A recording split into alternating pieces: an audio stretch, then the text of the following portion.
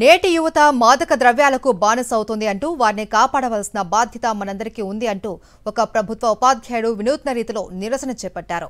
మహబూబాబాద్ జిల్లా మరిపెడ మండల కేంద్రంలో సూర్యాపేట జిల్లాకు చెందిన ప్రభాకర్ గౌడ్ మాదక ద్రవ్యాలపై వ్యతిరేకంగా ప్రచారం చేపట్టారు.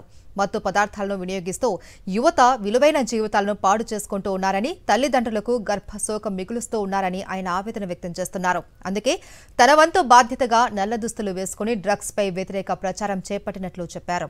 ప్రభుత్వ ఉపాధ్యాయులు వేసవి సెలవులు గడుపుతున్న నేపథ్యంలో సామాజిక బాధ్యతను గుర్తెరిగి డ్రగ్స్ పై వ్యతిరేక ప్రచారం చేస్తూ ఉండటంతో స్థానికులు ప్రభాకర్ ను అభినందిస్తున్నారు. ఈ విధంగా ఎందుకు తయారయ్యి మత్తు పదార్థాలు మాదక ద్రవ్యాల మీద ప్రచారం చేస్తున్నానంటే, ఇటీవల కాలంలోనే నా మిత్రుడు మత్తు పదార్థాలకు అలవాటు పడి తీవ్రమైన అనారోగ్యం కారణానికి గురై చనిపోవడం జరిగింది.